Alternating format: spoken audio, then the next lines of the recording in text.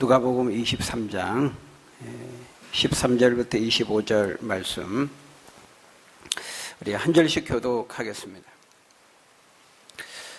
빌라도가 대제사장들과 관리들과 백성을 불러 모으고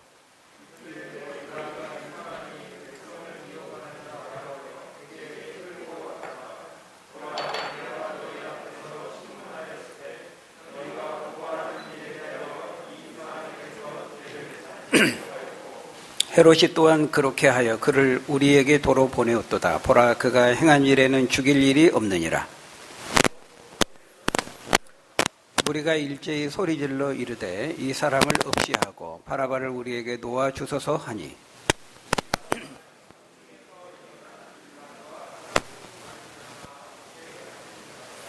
빌라도는 예수를 놓고자 하여 다시 그들에게 말하되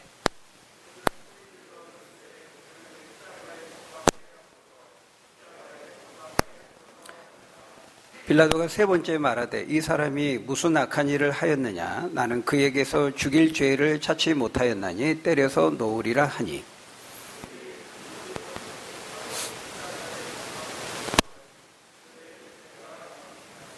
이에 빌라도가 그들이 구하는 대로 하기를 언도하고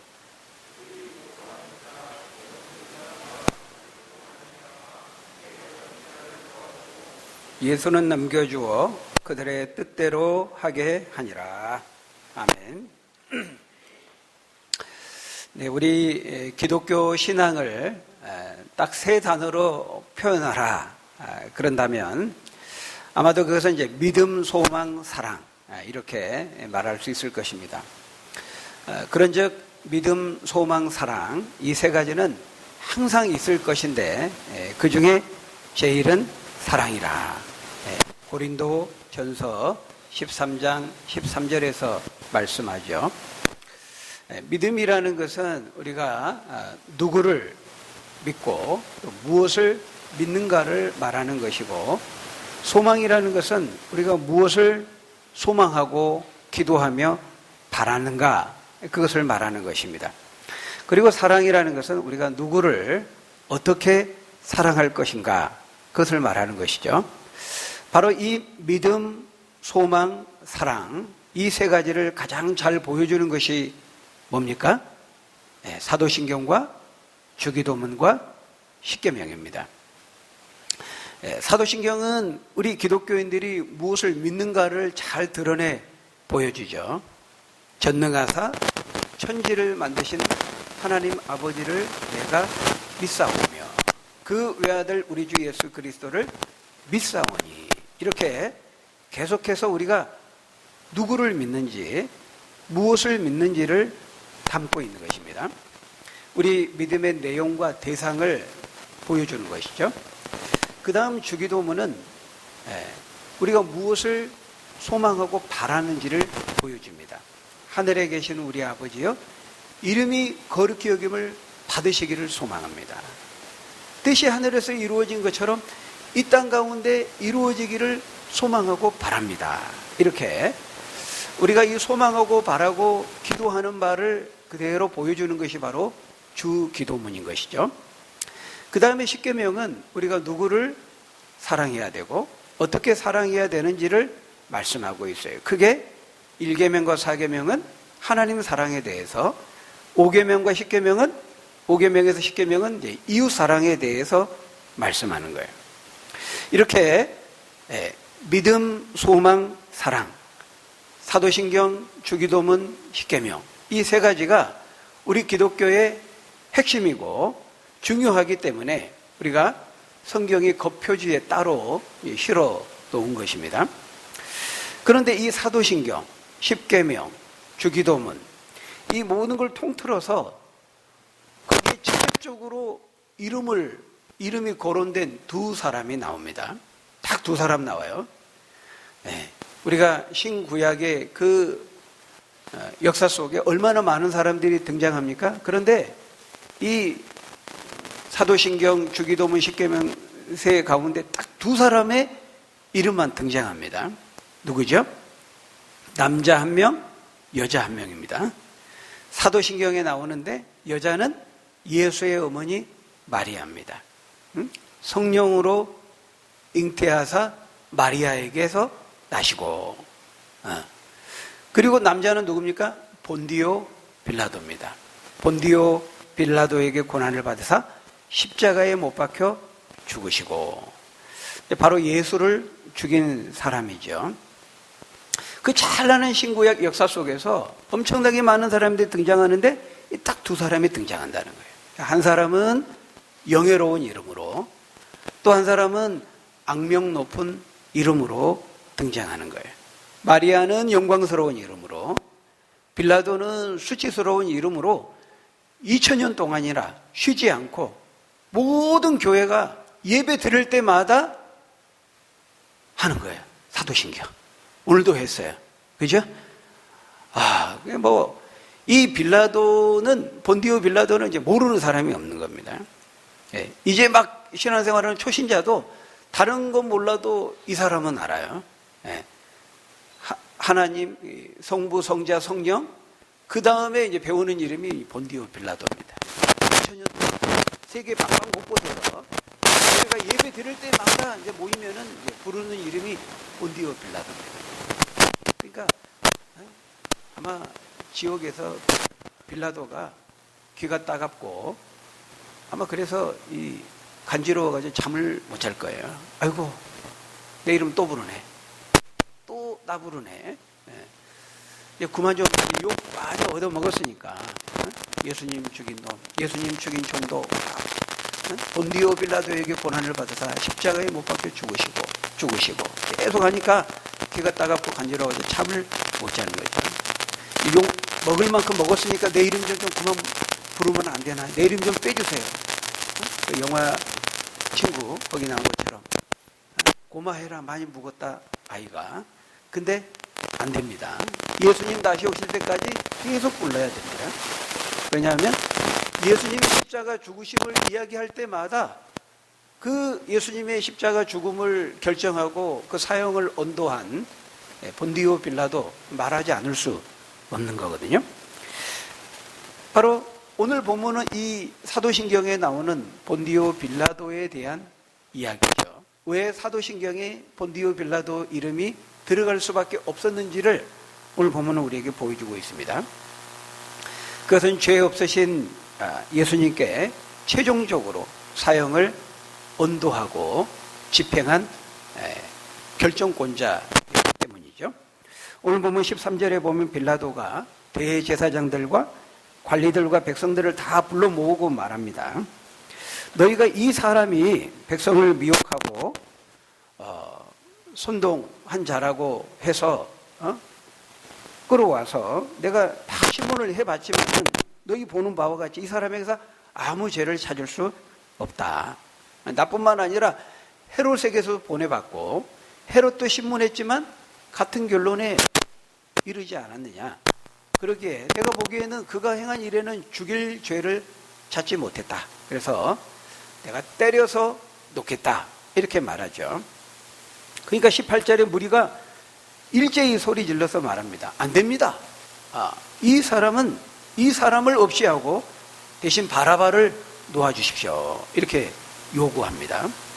무리들이 그런 거죠. 우리가 지난 시간에 이 무리가 누구인지 봤죠. 이 무리. 여기에는 일반 백성들도 상당수 포함되지만 이제 주동자들은 대제사장들과 서기관들을 비롯한 유대 종교 지도자들입니다. 사내들인 공의회를 구성하고 있는 이 당시 유대 사회의 기득권층이죠. 근데 원래 이 당시에는 이제 이렇게 명절이 되면 지금 6월절 명절 기간이거든요. 우리 이제 설 명절 기간이 시작됐는데 이 명절 기간에는 이 로마 총독이 죄수 한 명을 사면해 줄 수 있는 그런 관례가 있었습니다. 오늘날 우리에도 8.15 광복절 특사, 성탄절 특사, 대통령의 고유 권한으로 죄수들을 사면해 주는 수 있는 것처럼 이때에도 이렇게 특별 사면 제도가 있는 거예요. 죄수 한 명 총리 권한으로. 근데 그때 이제 예수 대신에 백성들이, 무리들이 바라바를 놓아주라고 요구하고 있는 거예요. 이거는 정말 말이 안 되는 거죠. 어떻게 이 바라바와 예수를 비교할 수가 있습니까? 이 바라바는 진짜 악명 높은 죄수였거든요. 거기에 그 19절을 말씀하는 것처럼 이 바라바는 성중에서 일어난 밀란과 살인으로 말미암아 옥에 갇힌 사람이었습니다. 지금 말 그대로 유대 종교 지도자들이 예수를 빌라도 법정에 세우면서 무슨 혐의를 씌웠어요? 내란, 선동, 반란, 폭동, 이 반역을 주도했다. 그래가지고 지금 법정에 세웠잖아요. 근데 이 바라바야말로 실제로 바로 그 사람입니다. 그 사람이 우두머리죠. 반란과 이 폭동을 주도했던, 사람을 죽였던, 실제로 그것을 실행했던 우두머리였습니다. 그런데도 정작 이 바라바는 살리고 예수를 죽이라고 하는 거예요. 이거는 천부당 만부당한 일이죠. 전혀 말이 안 되고 불합리하고 앞뒤가 안 맞는 겁니다. 예수를 지금 그런 제목으로 세우면서 실제 그런 일을 했던 사람은 놔주라. 이건 말이 안 되는 거죠. 그래서 20절에서 빌라도가 예수를 놓고자 재차 말합니다. 근데도 이 무리들은 막무가내로 그를 십자가에 못 박게 하소서 계속 외치죠. 그러니까 빌라도가 이제 세 번째, 도저히 이해할 수 없어서 세 번째로 22절에 말합니다. 아니 도대체 이 사람이 무슨 악한 일을 했느냐, 증거를 대봐라. 나는 아무리 내가 신문을 하고 해도 도무지 죽일 죄는 찾지 못했다. 때려서 놓겠다. 혼내주고 놔주면 되지 죽일 죄는 아니다. 이렇게 말한 거죠. 근데도 그들이 큰 소리로 계속 재촉하고 십자가에 못 박기를 요청하니까 이 무리들의 소리가 한 사람 빌라도의 소리를 이긴지라 이렇게 말하고 있습니다. 여러분, 우리가 이런 걸 보면은 빌라도만 나쁜 놈이고 악하고 그런 것이 아니라는 걸 알 수 있죠. 오히려 빌라도는 처음에는 예수를 죽일 생각이 전혀 없었습니다. 살려주려고 했죠. 근데 대제사장들과 서기관들과 이 모든 백성들이, 무리들이 예수를 이제 죽이라고 요구한 거예요. 그러니까 결국 사도신경에는 본디오 빌라도 한 사람의 이름은 언급되고 있지만은 사실은 모든 인간들의 이런 총체적인 죄와 배신과 모함과 모략의 결정체였던 겁니다. 세상의 죄, 세상의 완악함이 결국 예수를 십자가에 죽게 한 거죠. 바로 그 죄의 집단 속에 모든 사람들이 들어가 있고 바로 저와 여러분들도 그 죄의 집단 속에 포함되어 있는 것입니다. 오늘 본문은 죄를 가진 인간의 그 진면목을 그대로 보여주고 있어요. 죄를 가진 인간의 모습을 다양한 측면에서 보여주고 있다는 거예요. 여러분, 이들의 사악함과 야비함을 한번 보십시오. 먼저 유대 종교 지도자들, 우리가 이미 앞 시간에서 유대 종교 지도자들의 그 사악함을 봤습니다. 처음에 산헤드린 공회에서 신문할 때에는 그 불경죄, 신성 모독죄로 모독죄 혐의를 씌웠죠. 거짓 증인까지 세워가지고 거짓으로 진술하게 했습니다. 성전을 파괴하려 하고 훼손하려게 했다, 획책했다. 그랬다가 이제 빌라도 앞에 데려오니까는 죄목을 싹 바꿔가지고 정치적인 반역죄로 몰아간 거죠. 가이사에게 세금 바치는 거 못 바치게 하고 선동해가지고 유대인 왕이라 주장하면서 반역을 도모했다. 정치적인 반역죄로 뒤집어 씌운 겁니다. 그 다음에 이제 세속 권력을 가진 이제 빌라도와 헤롯도 크게 다르지 않습니다. 헤롯도 우리가 지난 시간에 그 8절 이하에서 살펴본 것처럼 헤롯 왕도 처음에 자기 호기심 채우기 위해서 막 예수를 반갑게 맞이했다가 대답도 안 하고 이러니까 희롱하고 조롱한 다음에 다시 빌라도에게 돌려보내버렸죠. 빌라도는 어떻습니까? 어쨌든 빌라도는 처음에는 예수를 죽일 생각이 없었지만은 예수가 무죄하고 반역을 도모하지 않았다 알았지만은 결과적으로는 거기 24절, 오늘 24절, 25절에서 말씀하는 것처럼 백성들의 요구를 들어주고 말았습니다. 왜냐하면 그들의 요구를 들어주지 않을 때는 이제 자기 기득권에 이제 손상이 될 수가 있어요. 반란과 잘못하면 이 백성들의 요구를 들어주지 않을 때는 밀란과 폭동으로 발전할 수도 있다고 보았기 때문에 그러면 이제 자기 지위가 위태롭게 되거든요. 그러니까 이 법을 따라서 정의를 집행해야 될 이 통치자들, 지도자들, 재판관들, 이 통치자들이 자신의 정치적인 이해와 실리를 따라서 결국 불의의 편에 서고 만 거죠. 이 밀란과 폭동은 로마 중앙정부에서 가장 예민하게 보는 것이었거든요. 그러니까 로마 중앙정부에서 각 지방으로 이제 파견된 행정 관료들이 가장 이제 두려워하고 예민하게 생각했던 것이 반란, 밀란, 폭동 이런 것들이었습니다. 만약 어느 지역에 그런 게 일어났다 그러면 이제 거기 총독은 이제 인사 고과 점수에서 이제 깎이고 잘못하면 이제 총독의 자리에서 이제 잘릴 수 있는 거예요. 그러니까 이제 빌라도도 자신의 기득권에 혹시라도 타격을 입을까 두려워서 순간 딱 손익 계산을 한 겁니다. 이해득실을 따져본 거예요. 아, 내가 굳이 예수를 막 보호하면서 밀란과 폭동이 일어나기까지 할 필요는 없지 않는가? 그래서 예수가 실제 죄를 지었는가 안 지었는가 이게 중요한 게 아니고 자기 이익이 더 중요한 거죠. 그래서 결국 예수를 죽게 한 겁니다. 죄가 없는 줄 알지만 이거는 이 권력과 법을 집행해야 될 지도자와 관리와 관원과 통치자가 해서는 안 되는 것이죠. 법을 어긴 거잖아요.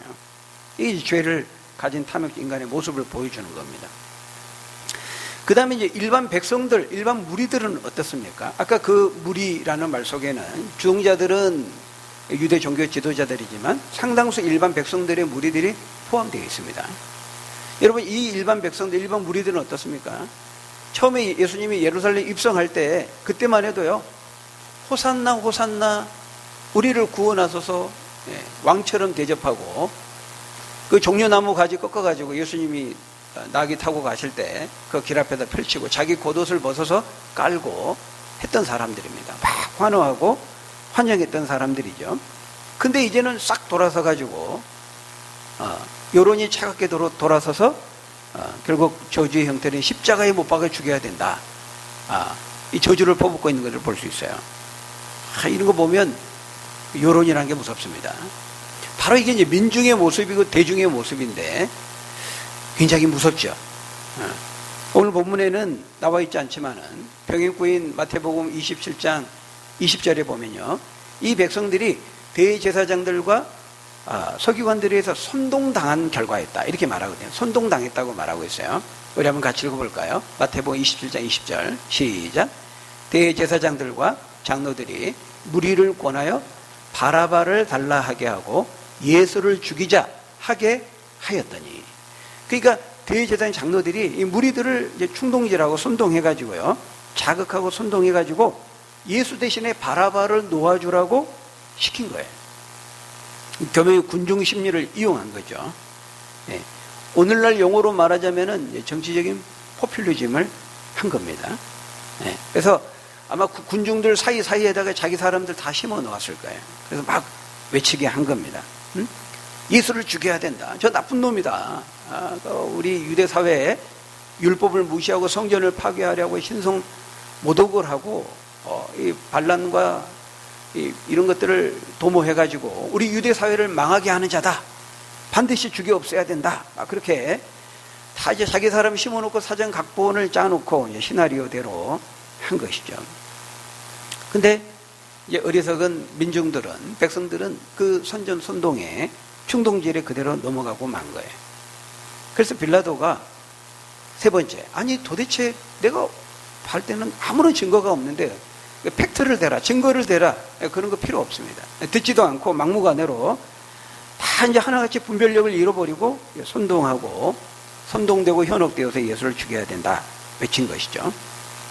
차분히 뭐가 진실인지 좀 이렇게 분별해보고 생각해 봐야 되는데 무조건 듣지 않으려고 하고 소리 지르면서 십자가에 못 박아라 외친 것입니다. 이런 걸 뭐라 그러냐면 집단 체면이라고 그럽니다. 집단적으로 무지의 체면에 빠진 겁니다. 여러분, 군중 속에 들어가면요, 군중 속에 있으면 이 군중 심리에 이끌리기가 굉장히 쉬워요. 마녀 사냥도 다 그렇게 이루어집니다. 처음에는 몇 사람이 저 사람 마녀인 것 같아. 근데 몇 사람이 더 모여지면서 저 사람 마녀가 아닐까? 더 모이고 저 사람 마녀야. 마녀가 확실해. 이렇게 발전해 결국 그 군중들이 해서 죽이는 겁니다. 증거가 없었어요. 원인이 분명히 밝혀지지도 않았어요. 선동에 의해서, 충동에 의해서 민중들이 이렇게 흥분하면 그렇게 되는 거예요. 처음에는 저러면 안 될 것 같은데 이렇게 했다가도 옆에 있는 사람들 다 그렇게 주장하고 외치거든요. 내 생각이 잘못됐나 봐. 내가 잘못 생각했나 봐. 저게 맞는가 보다. 그 분위기에 휩쓸려 가는 거죠. 그러니까 대중들은 항상 자신의 욕구와 감정에 충실하죠. 이기적으로 움직입니다. 여러분, 우리가 매국노라 그러죠. 매국한다 그러면 매국, 나라를 파는 거죠. 그러니까 나라가 망해도 망하는 대신에 내가 몇백억 이렇게 받는다. 그러면 인간이 어느 길을 택할 것 같아요?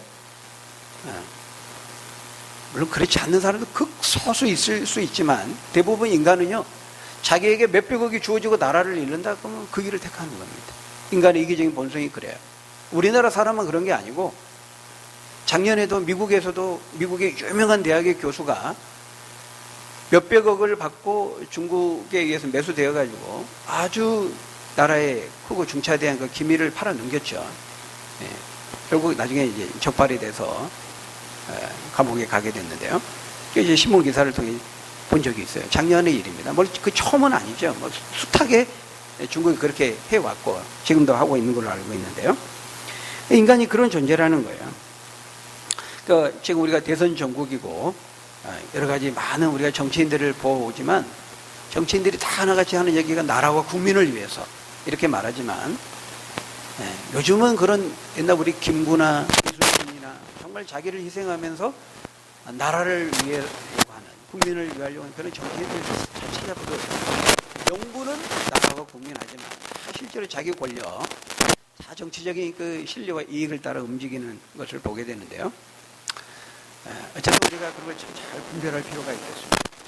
여러분, 우리 인간이라고 하는 존재가요, 보기에는 굉장히 합리적이고 과학적이고 이성적으로 보이고, 그래서 자기 자신을 신뢰하고 인간을 칭송하고 높이고 그렇게 하지만은, 여러분, 인간만큼 불합리하고 어리석은 존재가 없습니다.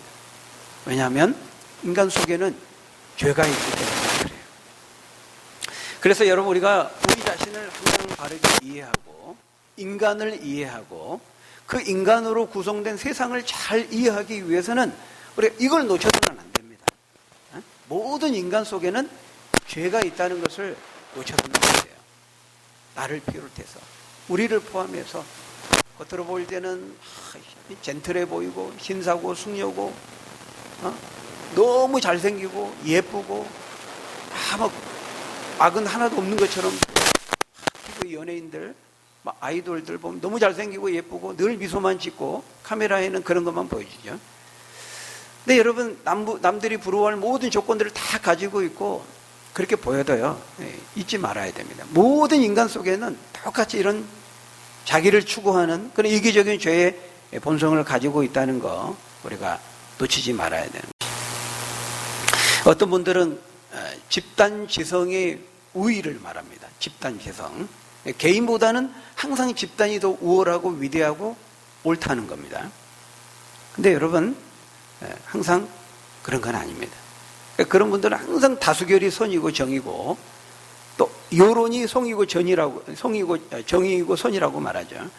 그러나 항상 그런 건 아니에요. 물론 그럴 때가 많죠.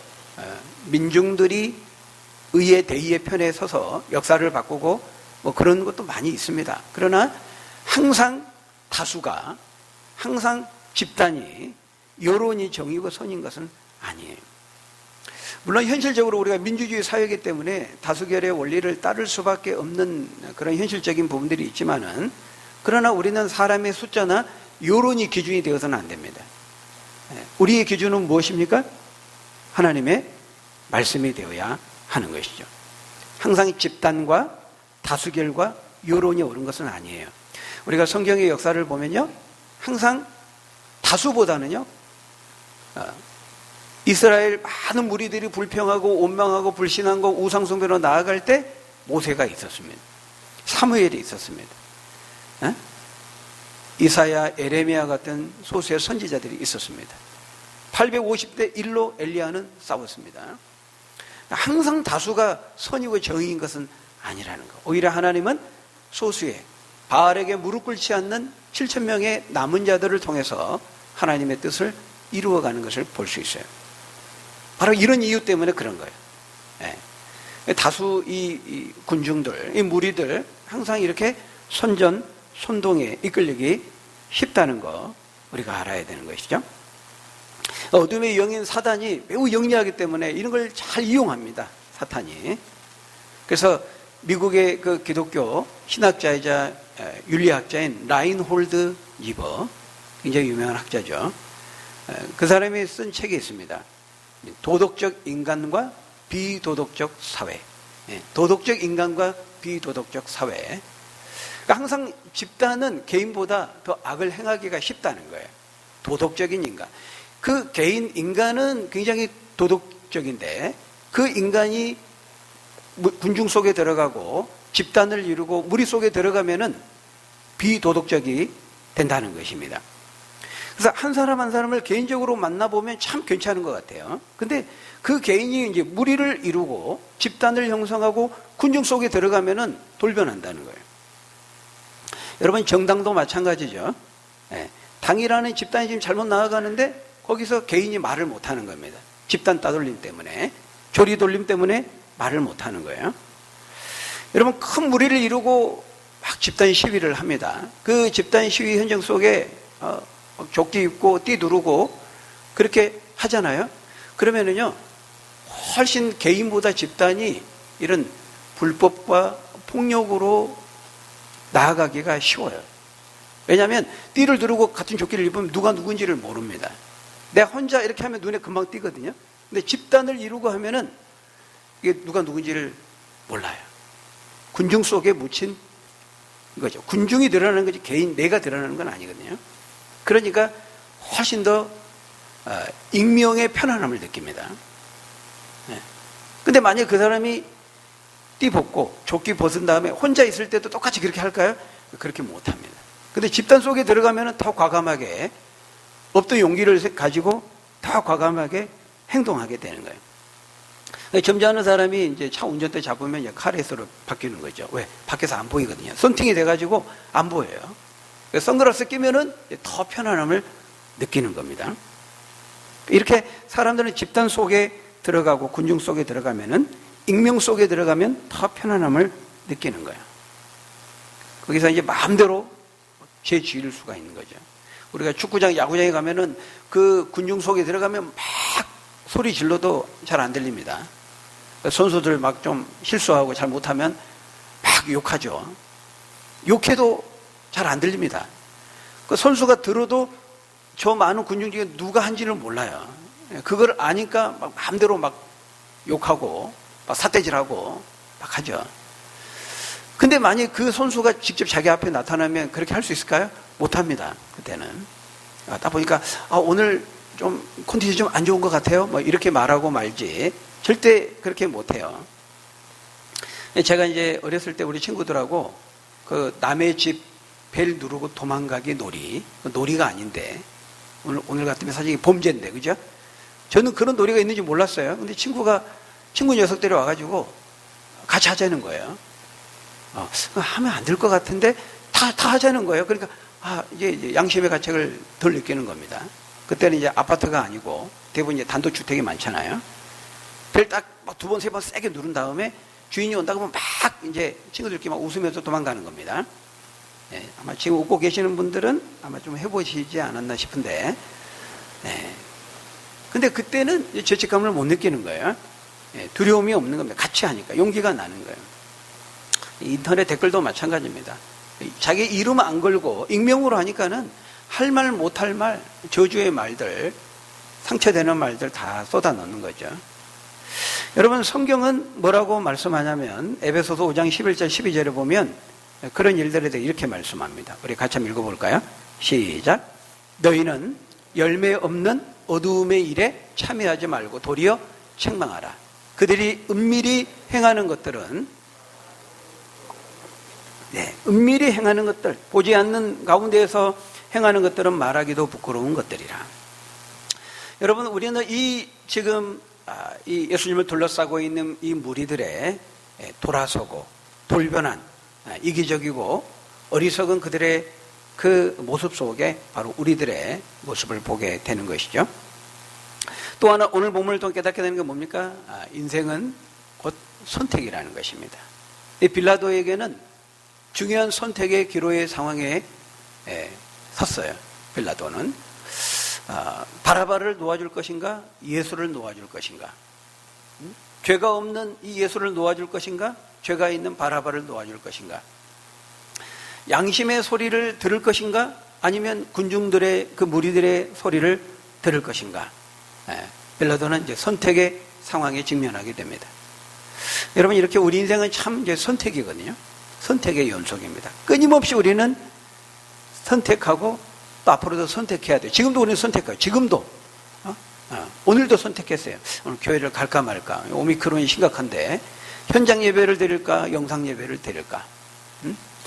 오늘 교회에 간다 그러면 어떤 옷을 입을까? 지금 설교를 들을까 말까?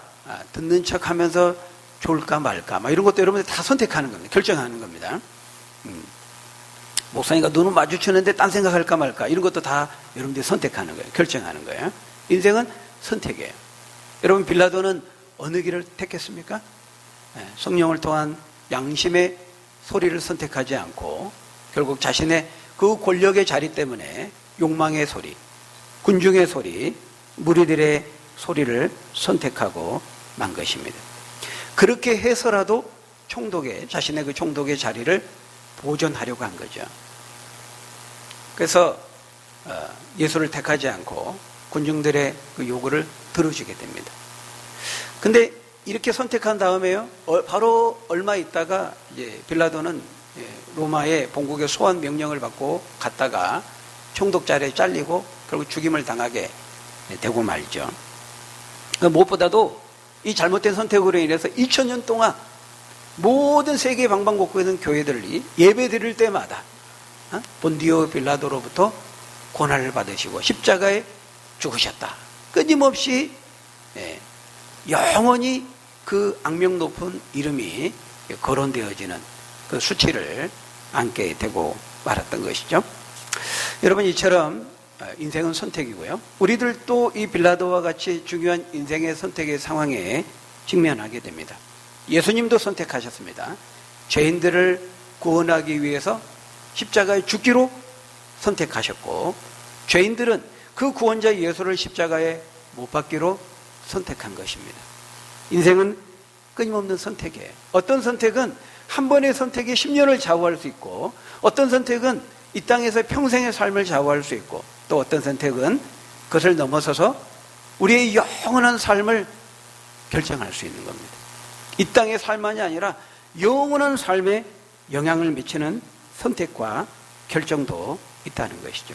이 빌라도는 로마인으로서 처음 이제 예수님을 만나고 예수님을 믿을 수 있는 기회가 있었지만은 그것을 걷어차버리고 말았습니다.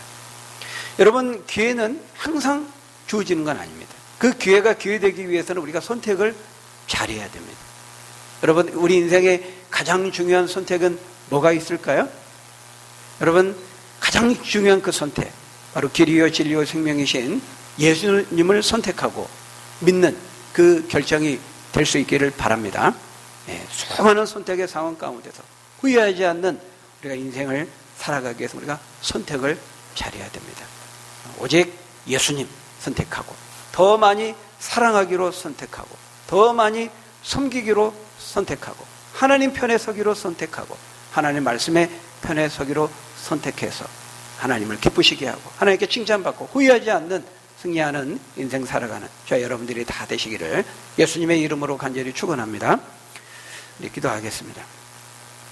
아버지 하나님, 빌라도는 절체절명의 중요한 선택의 순간에 욕망의 소리를 따르고 성령을 통한 그 양심의 소리를 듣지 아니하고 무리들의 그 소리를 듣는 선택을 함으로써 참 불행하고 후회하는 그런 인생을 살아갈 수밖에 없었습니다. 우리 인생에도 수없이 중요한 선택의 상황에 직면할 때 우리가 성령의 음성을 따르고 하나님의 말씀의 편에 서서 잘 선택하고 후회하지 않는 그런 인생을 살아가는 우리 모두가 될 수 있도록 하나님 축복해 주옵소서. 예수님 이름으로 기도하옵나이다.